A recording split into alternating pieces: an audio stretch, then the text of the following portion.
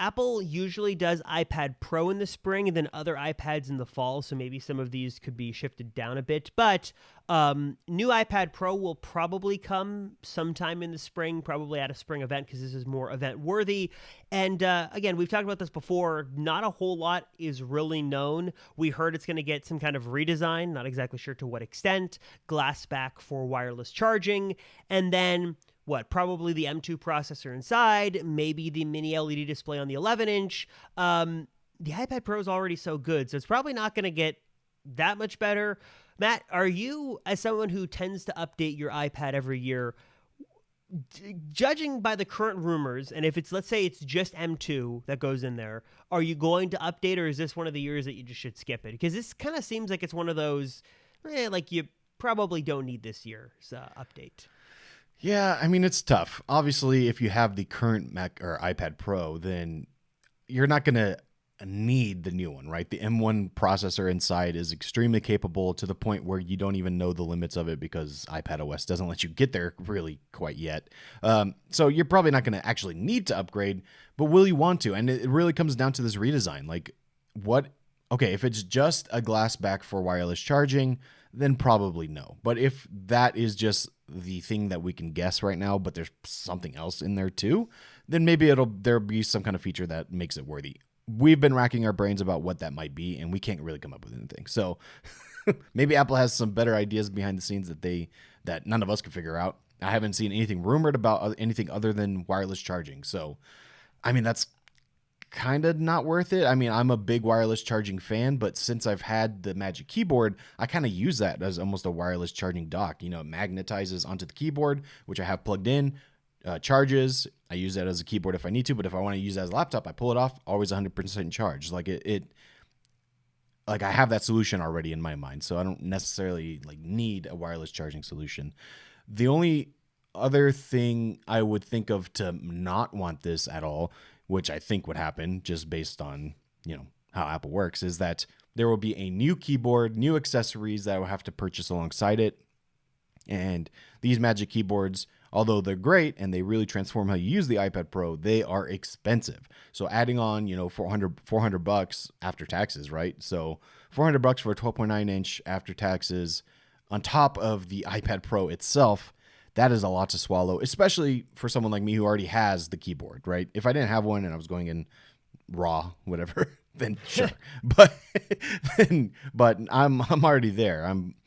So it's tough. It's just a lot of money for what? That's the question that they need to answer. What is it for? If they make a compelling reason, I'm all for it. But in terms of just a glass back and wireless charging, Although I say that now, but just watch. I'll probably go on. I mean, to Apple's credit, the iPad Pro as it is right now is already a really good device. Right. Design That's still the problem, looks great. actually. Accessories are still really good. It's like, what else could they really add? So this is a good problem to have, I guess, because the iPad Pro is already really good. So who knows?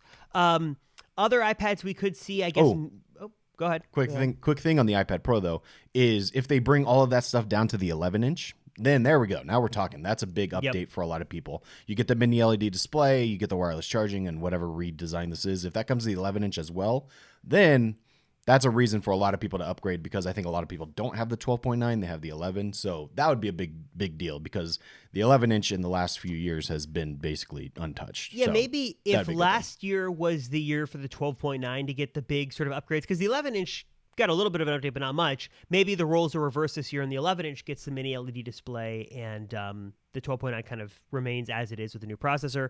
As someone who owns an 11-inch iPad Pro, I love it, and I'd love a better display, but I just don't know if that alone would get me to upgrade, because the iPad Pro is already so good. There is zero performance issues with the A12Z that's in there. I love the Magic Keyboard. Display's still really good. The design, never use the camera, so that doesn't really matter. Battery life, it's like I don't know.